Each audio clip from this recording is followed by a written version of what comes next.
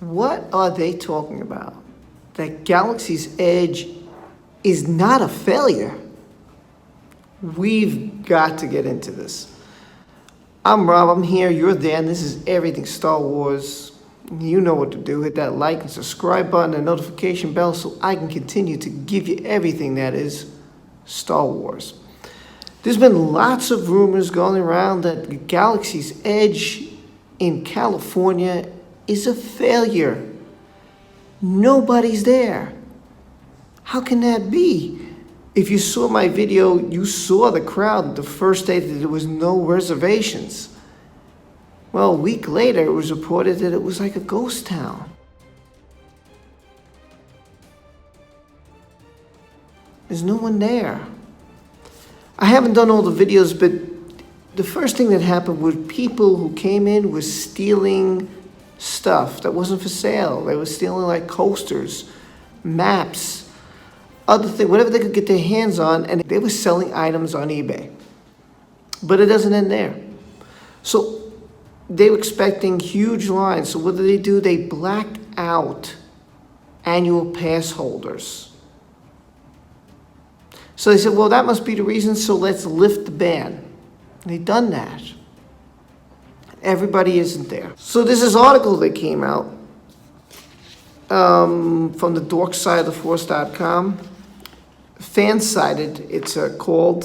This guy talks about how he feels that Galaxy's Edge is not failing. Wait, what? So first, his first thing is, he says that people are waiting it out. And I have to admit that I was one of those people. You know, my wife was like, oh, I want to go see it. I was like, I'm not too excited about it. She was shocked, like, what? You were dying to go to Celebration, you don't care about this? I said, just seriously, look me in the face. I said, look, to be honest with you, I'm going to be straight out honest. I love Star Wars, I have for 40 years. I'm not thrilled with the sequels, either one of the movies. I thought The Force Awakens was okay and The Last Jedi sucked. Just my opinion. Doesn't mean it's your opinion. It's just my opinion. That's all it is. Knowing that the land wasn't going to be all Star Wars upset me. Like, why couldn't they put Geonosis in? How awesome would it have been to be a part of the battle of Geonosis? Like Battlefront 2, which is one of the reasons why I play Battlefront 2, because it puts you in all the eras. All eras. Original trilogy, prequel trilogy, sequel trilogy. It brings it all together. And that's why I love the game. That's why I think this is failing. And this guy says it's not because people want to wait it out. He's right. I told my wife, I'm not going this year. If you want to go, and this is something you want to do, because she wants to go to Universal. She loves Harry Potter. She definitely wants to go to Universal, one of her favorite parks. And she wants to, take my daughter, who's now older, to Disney, because she'll experience it and she'll have memories. Okay, that's fine. I said, but we're not going. If it's Galaxy's Edge, we're not going this year. Because it's been reported about the wait times. And I'm not going to sit there, wait 3 hours for a 2.5-minute ride. No way. So I'm not going through that. I'm not going through the lines in the crowd. So I have to admit, I'll give him that one. Another thing he wants to point out is save your money. This is a reason I think that it's so deserted. This is a reason I think this is going to hold people back. If you factor in that it's $200 just to build your own lightsaber, $100 to build your own droid, and pay $45 for its backpack, which I didn't even know about. You got food and drinks ranging from the prices of $6 to $42. I heard a beer was $75. Really? $75? Who would pay that? It's absurd. Not to mention all the other merchandise. This trip alone costs $3,000 to $4,000. That means you got to put away at least $400 a month. It's a lot of money. I mean, unless you use your income tax check because you pay taxes, or you take a loan. I don't know how else you couldn't do this, because I told her it's going to be expensive. It's going to be expensive.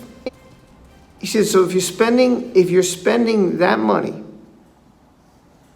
on a once-in-a-lifetime trip, why would you choose to spend it when the park is likely to be at its fullest? Again, this comes to waiting it out.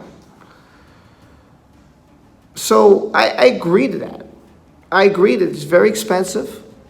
And my choice was like, well, it's very expensive. We can't go this year.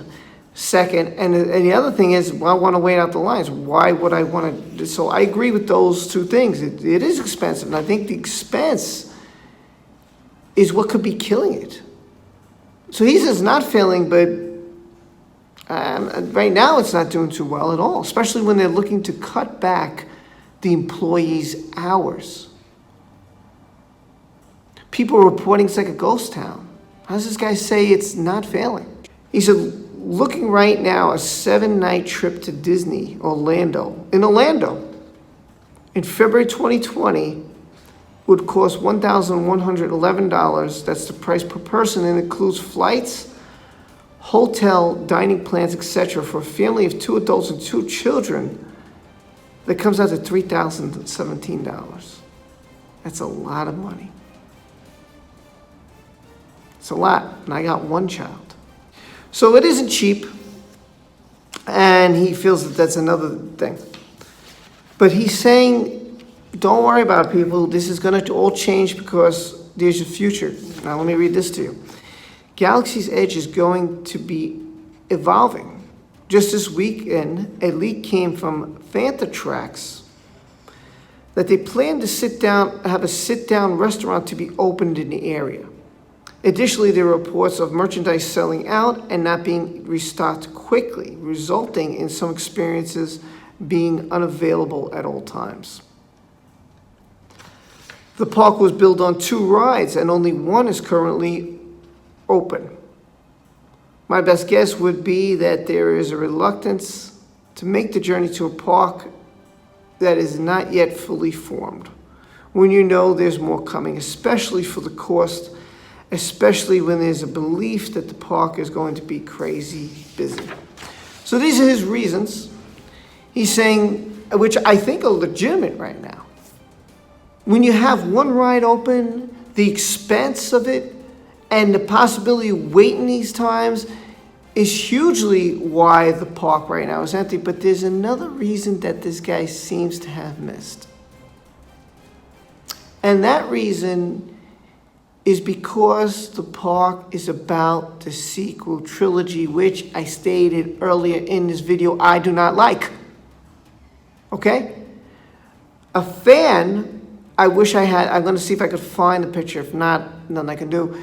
Made what they would have made the park, with the Death Star being in the middle, like Epcot, the big Death Star, and it would have been a ride like in Epcot. They could have added more rides. They could have put the whole entire Star Wars galaxy. We're talking about prequels, sequels, and original trilogy. Imagine Geonosis. Imagine being in the Battle of Geonosis. Imagine being in the Battle of Hoth. Imagine flying the Millennium Falcon in an asteroid field, trying to get away from TIE fighters and Boba Fett and Star Destroyers. How exciting would that be? So if you would have had rides based on prequels, the Clone Wars, maybe you could have had it where you've picked up your own lightsaber and you have to battle Count Dooku or Darth Maul. That would have been an experience. The battle droids, maybe, you have an all-out war or something. They could have made it more interactive. They could have made it more exciting. They could have had the prequels in it. They could have had all the characters in it. They don't have pictures like you could have gone to the prequel land, right? It would have been one land for just prequels where you could have meet some of the characters. And yes, it would have been the original actors or actresses. And that would have been great had they had an original actor or actress, no matter who it was, show up for the month or for a couple of weeks. Oh, you're going to see, Hayden Christensen. Oh, you're going to see, Ian McDermott. Oh, you're going to see. How awesome would it be to have a original actor or actress represented in the park and have others dress as the park? How about people that cosplaying in the park? How awesome would it have been like Celebration where everybody got to be a part? That's what makes Celebration so great, that you feel it. Because it's not like just merchandise, otherwise it's just merchandise selling some and buying some autographs. That's what Celebration is. You go there, you meet some actors and actresses, which is a great experience in of itself.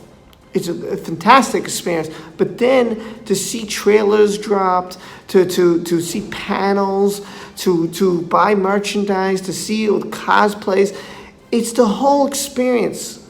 Celebration, they get that. That's why people flock to Celebration. But they're not getting it with Galaxy's Edge. And if they did it like Star Wars Celebration, if they had, like I said, actors and actresses show up for an autograph signing and picture taking, if they would have had the characters, if they would have had everybody could dress up and cosplay like Star Wars, if they would have had the original trilogy, like you're taking your X-Wing and you're trying to blow up the Death Star, or you could be Darth Vader trying to destroy the X-Wings, trying to prevent them from destroying the Death Star. That would have been an awesome ride. Again, it would have been interactive. These things would have been fantastic. Or being in the Falcon, trying to, have the Falcon ride, escaping, the TIE fighters in the asteroid fields. And that would have been exciting. They could have done these things, and they chose not to. Instead, they chose a land that nobody knows. No one knows about Batuu, besides what we were told. No one's seen it in a movie. We know nothing about it. Maybe they'll have it in The Rise of Skywalker, but it hasn't come out yet. And if that was the case, why didn't you put out Galaxy's Edge after the movie? So maybe we would have learned the planet Batuu, if you even have it in the movie. So I feel that, yes, waiting it out is a definite reason. The expense is a tremendous reason, okay? Tremendous reason. And you only have one ride working. So yeah, there's a reason it's a ghost town. Yes. But when the guy says, oh, it's not failing, well, it certainly isn't succeeding. How can it succeed if you're having all these problems? To me, to say it's not failing is ridiculous. I want to hear your thoughts about this. What do you think of Galaxy's Edge? Have you gone? Do you believe what's been reported?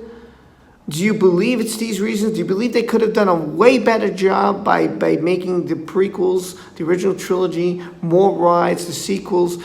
They could have put it all there. They could put Star Wars Rebels. They could have done so much more. World of Worlds, I'm sorry. The World of Worlds. How about that? How about they would have had something where you go into and it's like Palpatine and something like, you feel his presence, you hear him, like it could be speakers, him talking to you and trying to convince you, like a ride with Ezra and so something like that. They could have done that route, or one of the battles the rebels had, or it could have been Ahsoka Tano and Vader. That would have been exciting. They could have done so many things, interactive, not interactive. They could have added Star Tours towards it. Your thoughts. Don't forget to subscribe and hit that notification bell and comment. I'll talk to you.